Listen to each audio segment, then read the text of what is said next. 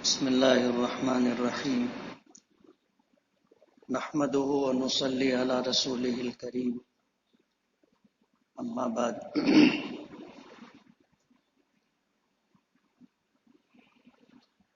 قال النبي صلى الله عليه وسلم من مات ولم يغزو ولم يحدث بها نفسه مات على شعبة من نفاق او کما قال علیہ الصلوۃ والسلام۔ بزرگان محترم اور عزیز دوستوں، محرم کا مہینہ اسلامی سال کا پہلا مہینہ ہے۔ گزشتہ ہفتے اور اس سے پہلے ذی الحجہ کے اواخر میں یہ بات میں نے عرض کی تھی کہ اسلام ایک زندہ جاوید مذہب ہے اور یہ شان و شوکت اللہ پاک نے دین اسلام کو عطا کی۔ ظاہر بات ہے کہ اس کائنات میں اللہ کا فیصلہ چلتا ہے۔ اللہ کی مرضی کے بغیر، اللہ کے فیصلے کے خلاف اس کائنات میں کچھ بھی نہیں ہوتا۔ ما شاء اللہ کان وما لم یشاء لم یکن۔ اللہ جو چاہتا ہے وہ ہوتا ہے، جو نہیں چاہتا وہ نہیں ہوتا۔ یہ قرآن کریم کا فیصلہ ہے۔ اس لیے اسلام کو اللہ پاک نے قیامت تک زندہ جاوید رکھنے کا فیصلہ کیا۔ فرمایا ان الدین عند اللہ الاسلام، اللہ کے نزدیک اب اگر کوئی دین ہے تو وہ دین اسلام ہے۔ اور یہ فیصلہ بھی قرآن کریم میں ہے کہ وَمَن يَبْتَغِ غَيْرَ الْإِسْلَامِ دِينًا فَلَن يُقْبَلَ مِنْهُ۔ دین اسلام سے ہٹ کر کے اگر کوئی شخص کسی دوسرے دین و مذہب کو پسند کرتا ہے، اختیار کرتا ہے، تو یہ بات اس سے ہرگز قبول نہیں کی جائے گی۔ فَلَن يُقْبَلَ مِنْهُ، اس سے یہ بات، اس کا اختیار کیا ہوا دین اسلام سے ہٹ کر کے اللہ کی بارگاہ میں ہرگز قبول نہیں کیا جائے گا۔ قرآن کریم کے آنے سے پہلے جتنے احکامات تھے سابقہ انبیاء کرام علیہم الصلاۃ والسلام کے ذریعے سے، اللہ تعالیٰ نے دین اسلام اور قرآن پاک کے آ جانے کے بعد سب کو منسوخ کر دیا۔ توریت آسمانی کتاب ہے لیکن منسوخ ہو چکی، زبور آسمانی کتاب ہے لیکن منسوخ ہو چکی، انجیل آسمانی کتاب ہے لیکن منسوخ ہو چکی، اور بھی صحیفے ہیں جو آج نابود ہیں، کہیں ملتے نہیں ہیں، اور وہ سب منسوخ ہو چکے۔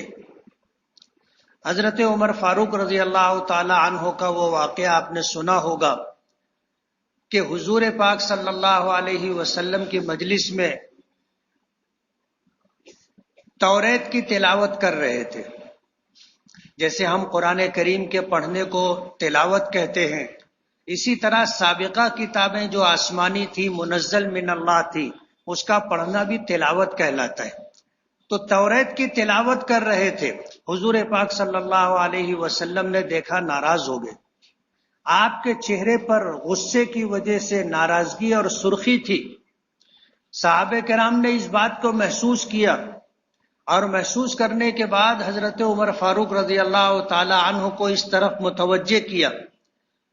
جب حضرت عمر فاروق رضی اللہ تعالی عنہ نے حضور کی ناراضگی اور غصے کو دیکھا تو توریت کے اوراق کو رکھ دیا، حضور کے سامنے آئے اور گھٹنوں کے بل بیٹھ گئے۔ جیسے ہم نماز میں قاعدے میں بیٹھتے ہیں، گھٹنوں کے بل بیٹھ گئے اور کہنے لگے رضیت باللہ ربا، میں اللہ کے رب ہونے پر راضی ہوں، وبالاسلام دینا، اور دین اسلام کے اللہ کے پسندیدہ دین ہونے پر راضی ہوں، وبمحمد النبی و رسولہ، اور محمد صلی اللہ علیہ وسلم کے نبی اور رسول ہونے پر راضی ہوں۔ اور بار بار یہ کہتے رہے، تب جا کر کے حضور کا غصہ کم ہوا اور حضور پاک صلی اللہ علیہ وسلم نے وہ تاریخ ساز جملہ ارشاد فرمایا جو بخاری شریف کے اوراق میں موجود ہے کہ لو کان موسیٰ حیا لما وسعہ الا اتباعی، کہ اگر موسیٰ علیہ السلام آج زندہ ہوتے تو ان کو میری اتباع کیے بغیر چارہ نہیں تھا، ان کو بھی میری اتباع اور پیروی کرنی پڑتی۔ وجہ اس کی یہ ہے کہ نبی آخر الزماں جناب رسول اللہ صلی اللہ علیہ وسلم کے آنے کے بعد نہ کسی کی نبوت ہے اور نہ کسی کی کوئی آسمانی کتاب اور احکام الہی ہے۔ سابقہ جو کچھ تھا سب منسوخ ہو چکا، اب قیامت تک کے لیے صرف دین اسلام۔ آج اگر کوئی اپنے آپ کو یہودیت پر رکھتے ہوئے یہ سمجھے کہ وہ نجات پا جائے گا تو اس کی بھول ہے، عیسائیت پر رہتے ہوئے اگر وہ یہ سمجھے گا کہ کل قیامت میں اس وجہ سے اسے نجات مل جائے گی تو یہ اس کی غلط فہمی ہے۔ نجات صرف دین اسلام میں۔ آج روئے زمین پر جتنے مذاہب پائے جاتے ہیں کسی مذہب کا اب کوئی اعتبار نہیں ہے، چاہے ماضی میں وہ آسمانی مذاہب رہے ہوں، اس سے بحث نہیں۔ قیامت تک کے لیے اللہ نے دین اسلام کو پسند کیا ہے، اور یہی دین اسلام اللہ کی بارگاہ میں نجات کا ذریعہ اور سبب بنے گا۔ اس کے علاوہ کسی اور مذہب پر رہنا اس کے نجات کے لیے کافی نہیں ہوگا۔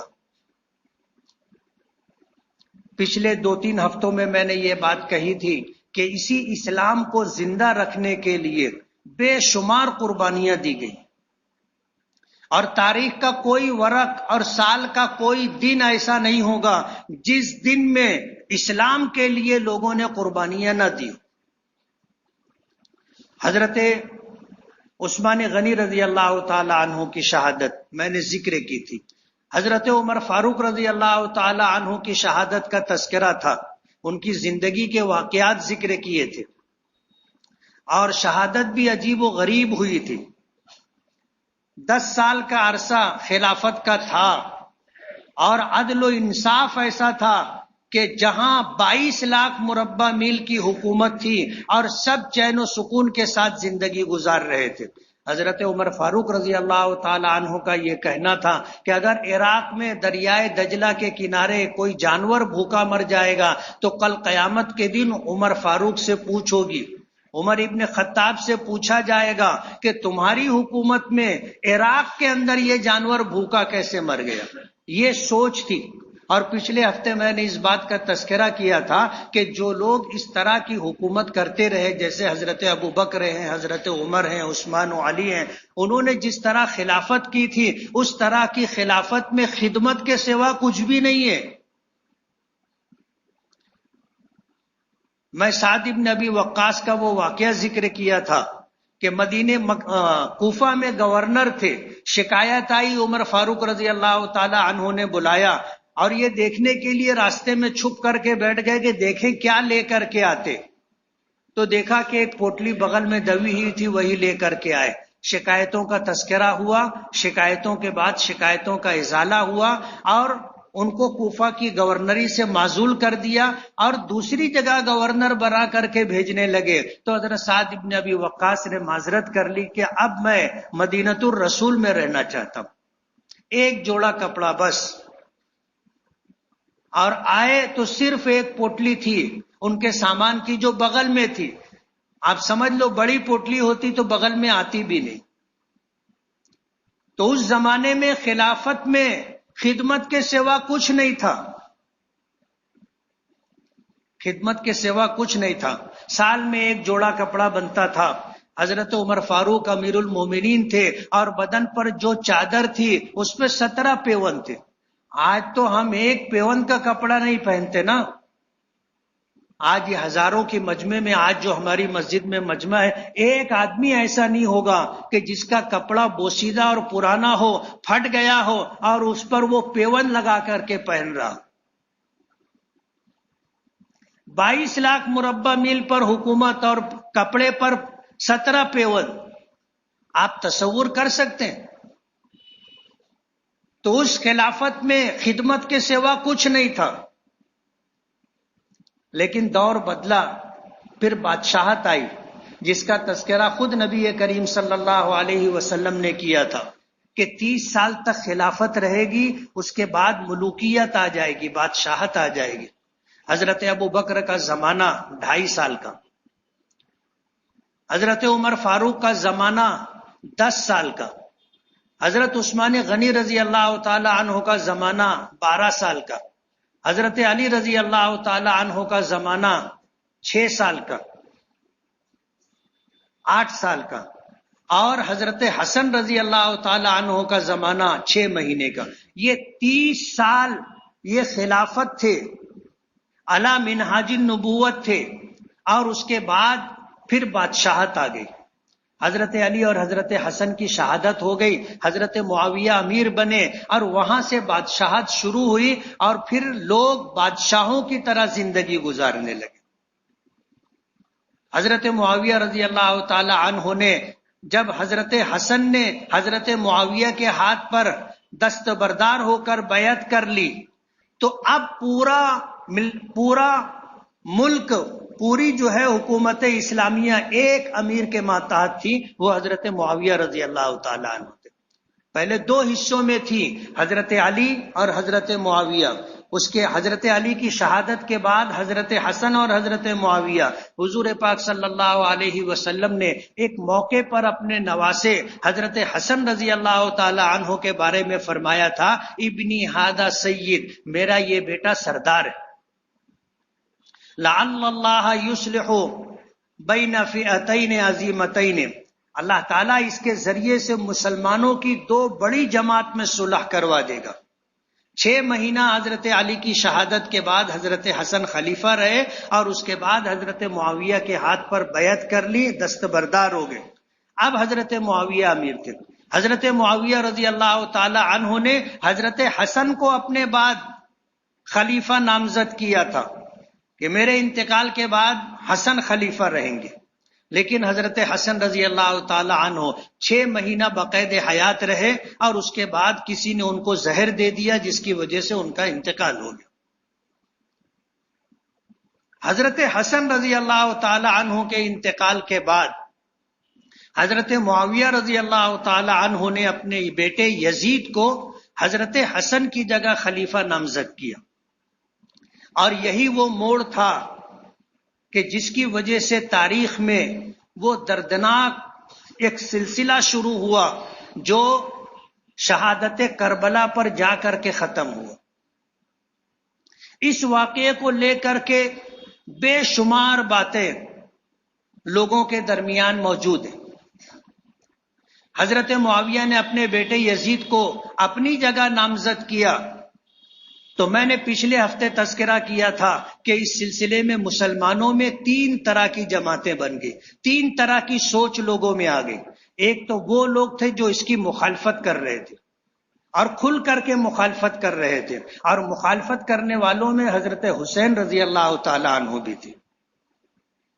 ایک وہ جماعت تھی جنہوں نے اس کو قبول کر لیا تھا، اس معنی کر کے قبول کیا تھا کہ حضور پاک صلی اللہ علیہ وسلم نے اپنی جگہ حضرت ابو بکر کو خلیفہ نامزد کیا تھا۔ جب حضور نے ایک شخص کو مسلمانوں کا امیر اور خلیفہ نامزد کیا، تو حضرت معاویہ نے بھی اپنی جگہ ایک شخص کو، چاہے وہ ان کا بیٹا ہو، اس کو جو ہے مسلمانوں کا امیر اور خلیفہ نامزد کیا۔ یہ گنجائش لوگوں کو نظر آئی، لوگوں نے اس کو قبول کیا، اور یزید کے تعلق سے جو باتیں تھی اس تعلق سے لوگوں کا یہ کہنا تھا کہ اس کے اچھے یا برے ہونے کے ذمہ دار معاویہ خود ہوں گے۔ ہم نے تو نہیں چنا ہے، ہم نے تو ان کو خلیفہ اور امیر نہیں نامزد کیا ہے، بلکہ ان کو مسلمانوں کے امیر حضرت معاویہ نے اپنا ولی عہد نامزد کیا ہے، وہ اس کے ذمہ دار ہوں گے۔ اچھا ہوگا تو اجر ملے گا، اچھا نہیں ہوگا، غلط فیصلہ ہوگا تو اللہ کے یہاں جواب دہ ہوں گے۔ انہوں نے اس فیصلے کو مان لیا۔ ایک جماعت وہ تھی جو خاموش رہی، جنہوں نے نہ اس کو قبول کیا اور نہ اس کی مخالفت کی، خاموش رہے کہ جو بھی ہے جیسا بھی ہے ذمہ دار، کرنے والا ذمہ دار۔ حضرت حسین رضی اللہ تعالی عنہ ان لوگوں میں تھے جنہوں نے یزید کی خلافت کو قبول نہیں کیا تھا، اور ان کا وہ جملہ اگر آپ نے سنا ہوگا تو شاید آپ کو یاد ہو، انہوں نے حضرت حسین نے یہ بات کہی تھی کہ مجھ جیسا انسان تجھ جیسے انسان کے ہاتھ پر بیعت کر لے، یہ نہیں ہو سکتا۔ وجہ اس کی یہ تھی کہ حضرت حسین کا جو مقام و مرتبہ تھا وہ اپنی جگہ، حضور پاک صلی اللہ علیہ وسلم کے نواسے تھے، حضرت علی رضی اللہ تعالی عنہ کے بیٹے تھے، حضرت فاطمہ رضی اللہ تعالی عنہ کے جگر گوشے تھے۔ حضور نے فرمایا تھا کہ یہ جنت کے نوجوانوں کے سردار ہوں گے، اور جو ان کی اپنی خوبیاں، جو صفات، جو کمالات تھے وہ اپنی جگہ، حضور کی گود میں پرورش پائی تھی، حضور کی گود میں پرورش پائی تھی۔ حضور جمعہ کا خطبہ دے رہے ہوتے تھے، اور یہ دونوں نواسے اگر مسجد میں آ جاتے تو حضور ان کو ممبر پر لے لیتے تھے، حضور اپنی گود میں اٹھا لیتے تھے۔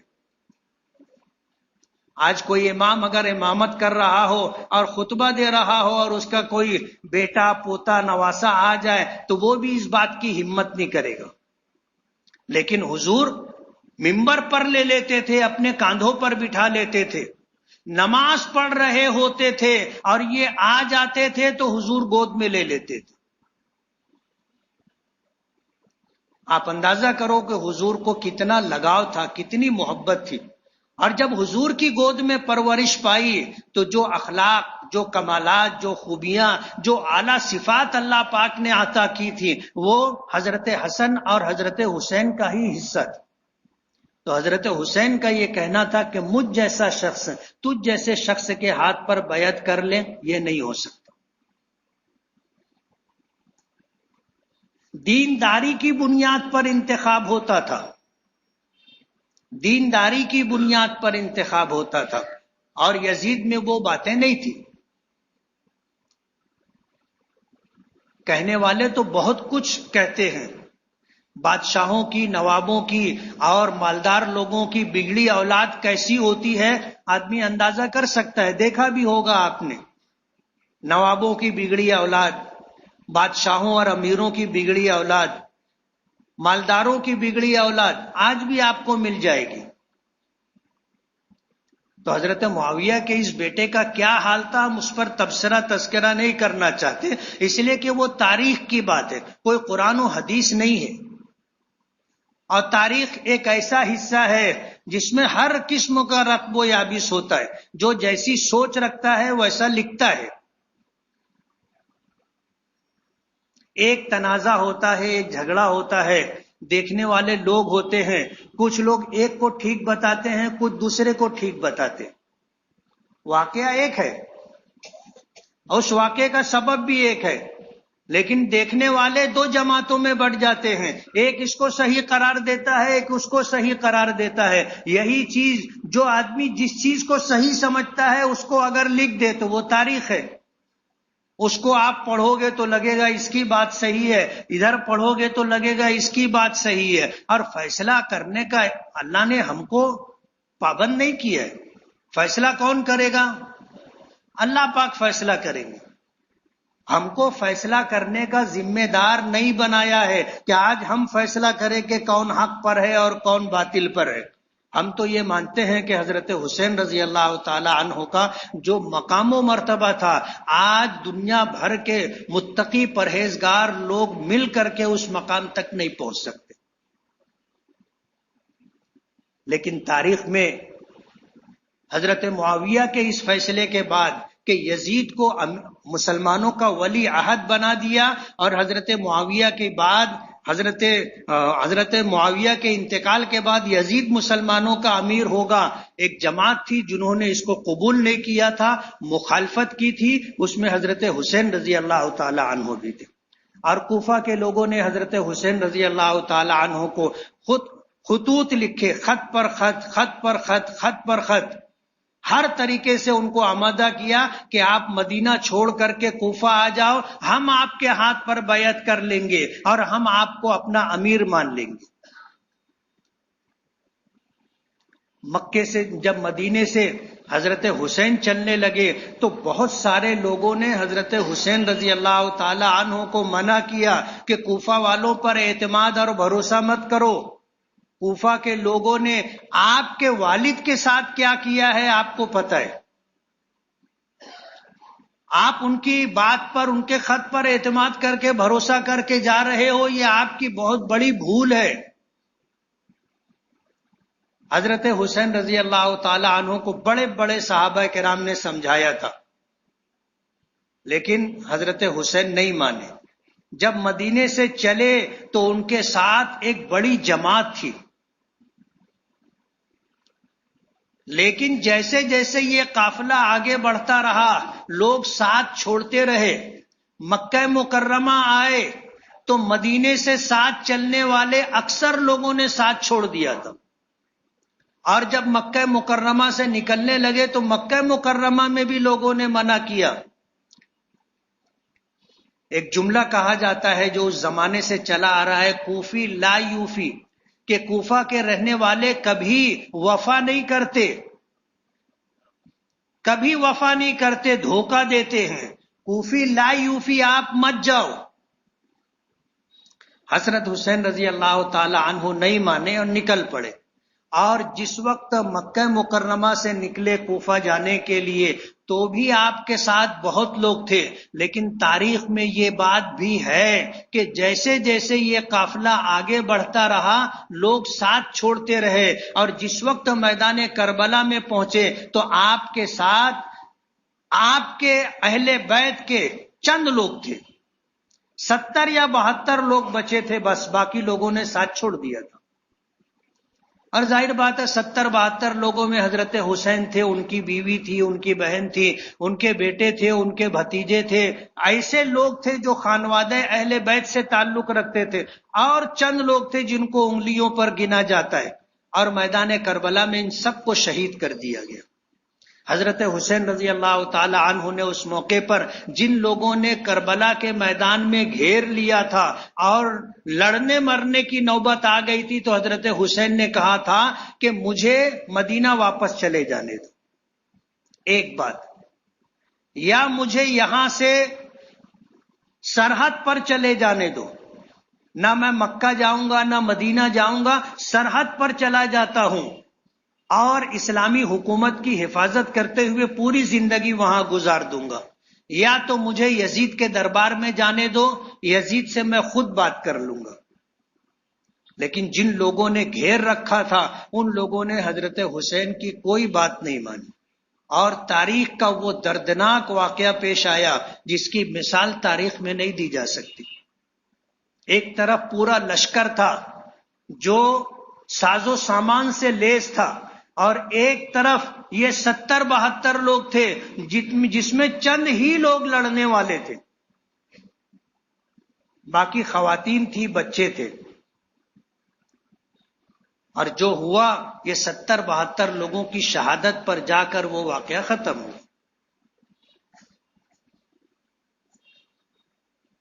عاشورہ کا دن تھا، اور عاشورہ کے دن کو اللہ نے پہلے سے فضیلت عطا کی. حضرت حسین رضی اللہ تعالی عنہ کا کبھی ان جیسے معاملات کے اندر ان کا یہ کہنا تھا، یہ سوچنا تھا کہ ایسے حالات میں زندگی بچا لینا، جان بچا لینا زندگی نہیں ہے. جان بچا لینا زندگی نہیں ہے، حق بات کے لیے جان دے دینا، اپنے آپ کو اور اپنا سب کچھ قربان کر دینا، یہ زندگی ہے. اور یہ ان کا کہنا تھا، اور اسی پر ثابت قدمی کے ساتھ کھڑے رہے، حتیٰ کہ سب شہید ہو گئے، آپ بھی شہید ہو گئے. بچے تو آپ کی بہن حضرت زینب اور چند خواتین اور بچے تھے، بس امام زین العابدین اور کچھ لوگ بچے تھے، باقی سب شہید کر دیے گئے. عاشورہ کے دن یہ واقعہ پیش آیا، جس کی وجہ سے کچھ لوگ ایسا سمجھتے ہیں کہ عاشورہ کے دن کو فضیلت اگر حاصل ہے تو وہ حضرت حسین رضی اللہ تعالی عنہ کی شہادت کی وجہ سے، جبکہ علماء نے یہ بات کہی ہے اور تاریخ میں یہ بات موجود ہے کہ عاشورہ کے دن کو اللہ نے پہلے سے فضیلت عطا کی. حضرت آدم علیہ نبینا علیہ الصلاۃ والسلام کا واقعہ پیش آیا، جنت سے نکالا گیا، زمین پر اتارا گیا، 40 سال تک حضرت آدم گڑ گڑاتے اور روتے رہے، اور اتنا روئے کہ کہنے والے کہتے ہیں کہ ان کے آنسو ترازو کے ایک پلڑے میں اور دوسرے پلڑے میں پوری دنیا کے انسانوں کے آنسو رکھ دیے جائے تو حضرت آدم کے ترازو کا پلڑا جھک جائے گا. 40 سال روتے رہے اور شرمندگی اور ندامت کی وجہ سے نظر اٹھا کر آسمان کو نہیں دیکھا. اللہ نے توبہ قبول کی تو وہ عاشورہ کے دن توبہ قبول کی، تو اس دن کو اس دن سے فضیلت حاصل ہے. حضرت نوح علیہ الصلاۃ والسلام کی کشتی کوہ جودی سے لگی تو وہ عاشورہ کا دن تھا. حضرت یونس علیہ الصلاۃ والسلام مچھلی کے پیٹ میں تھے، مچھلی نے جب ساحل پر آ کر اگل دیا تو وہ عاشورہ کا دن تھا. حضرت موسیٰ علیہ الصلاۃ والسلام کو فرعون کے ظلم و ستم سے نجات ملی تو وہ عاشورہ کا دن تھا. اس طرح کے بیشتر واقعات ہیں جو عاشورہ کے دن پیش آئے. اس لیے عاشورہ کے دن کو پہلے سے فضیلت حاصل ہے، اور اتفاق کہ اسی دن حضرت حسین اور خانوادہ اہل بیت کی شہادت کا واقعہ بھی پیش آیا. عاشورہ کا دن اللہ کے نزدیک پہلے سے فضیلت کا باعث ہے. حضرت موسیٰ علیہ الصلاۃ والسلام اور ان کے ماننے والے یہودی اس دن کو روزہ رکھا کرتے تھے، اور اس لیے روزہ رکھا کرتے تھے کہ اللہ تعالیٰ نے حضرت موسیٰ علیہ الصلاۃ والسلام کو اور بنی اسرائیل کو فرعون کے ظلم و ستم سے نجات عطا کی تھی. جب حضور مدینہ منورہ ہجرت کر کے تشریف لے گئے تو آپ نے دیکھا کہ یہودی روزہ رکھتے، عاشورہ کے دن کا روزہ رکھتے ہیں، اور اس وقت تک رمضان کے روزوں کی فرضیت کا حکم نہیں آیا تھا. تو حضور پاک صلی اللہ علیہ وسلم نے یہودی عالموں سے پوچھا کہ تم اس دن کیوں روزہ رکھتے ہو؟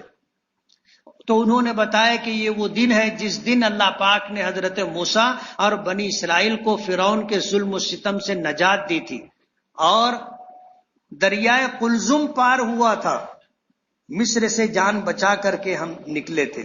اس لیے اس کی خوشی میں ہم روزہ رکھتے ہیں، اس کی شکر گزاری میں ہم روزہ رکھتے ہیں. تو حضور پاک صلی اللہ علیہ وسلم نے فرمایا تھا کہ ہم بھی روزہ رکھیں گے، اور یہ بات فرمائی کہ موسیٰ علیہ الصلاۃ والسلام کی اتباع پیروی کرنے میں ہم تم سے زیادہ حق رکھتے ہیں. نحن احق بموسیٰ منکم، تمہارے مقابلے میں ہم زیادہ حق رکھتے ہیں موسیٰ علیہ الصلاۃ والسلام پر اور ان کی اتباع کرنے پر، اس لیے ہم بھی روزہ رکھیں گے. لیکن حضور نے فرمایا کہ ہمارے روزے میں اور اہل کتاب بنی اسرائیل کے روزے میں فرق رہنا چاہیے، مشابہت اور ایک جیسا نہیں ہونا چاہیے. اور حضور نے فرمایا کہ ہم 2 روزہ رکھیں گے، وہ 1 روزہ رکھتے ہیں، ہم 2 رکھیں گے. 9 اور 10 کا روزہ یا 10 اور 11 کا روزہ. آج جمعہ کا دن ہے، بہت سارے لوگ روزہ ہوں گے. ایک مسئلہ بڑی کثرت سے لوگوں نے بار بار فون کر کے پوچھا کہ جمعہ کے دن نفل روزہ رکھنا منع ہے، تو یہ روزہ رکھ سکتے ہیں؟ تو انہیں یہ بات بتائی گئی کہ تنہا جمعہ کے دن کا روزہ منع ہے، مکروہ ہے. اگر آدمی صرف جمعہ کا روزہ رکھ رہا ہے، ساتھ میں جمعرات کا روزہ نہیں ہے، ساتھ میں سنیچر کا روزہ نہیں ہے، صرف ایک روزہ رکھ رہا ہے اور وہ بھی نفل روزہ جمعہ کے دن، تو منع کیا جاتا ہے. حضور پاک صلی اللہ علیہ وسلم نے منع فرمایا. حالانکہ روزہ رکھنا کوئی بری بات نہیں ہے، ثواب کی بات ہے، لیکن آپ حضور کی دور اندیشی دیکھو کہ ایسی فضیلت کی چیزوں کو سامنے رکھ کر کے کہیں ایسا نہ ہو کہ دین میں ایک نئی چیز آ جائے. اس لیے حضور نے صرف جمعہ کے دن روزہ رکھنے سے منع کیا، اس لیے کہ جمعہ کا دن ہفتے کی عید ہے. آج سب نہا دھو کر کے آئے، ہفتے کی عید ہے، اور جمعہ کے دن کی فضیلت عام دنوں کے مقابلے میں 70 گنا زیادہ ہے. تو کہیں ایسا نہ ہو کہ لوگ اس فضیلت کے پیش نظر اس دن میں کوئی لازمی طور پر کوئی عمل اپنی طرف سے اختیار کر لے تو حضور نے منع فرمایا. لیکن اگر کوئی جمعہ کے ساتھ جمعرات کا روزہ رکھ لے، جمعہ کے ساتھ سنیچر کا روزہ رکھ لے، رکھ سکتا ہے. اب سنیچر یعنی کل عاشورہ ہے، آج جمعہ اور سنیچر 2 دن کا روزہ رکھا جا سکتا ہے. سنیچر اور اتوار 2 دن کا روزہ رکھا جا سکتا ہے، کوئی کراہت نہیں.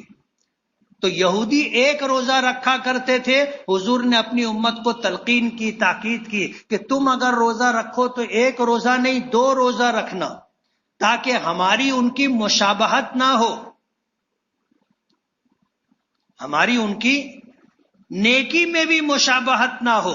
ان سے اتنی دوری بنا کر کے رکھنا عملی اعتبار سے. تو 2 روزہ محرم کے پورے مہینے کی فضیلت ہے، صرف عاشورہ کے روزے کی نہیں بلکہ محرم کے ہر دن کے روزے کی فضیلت ہے.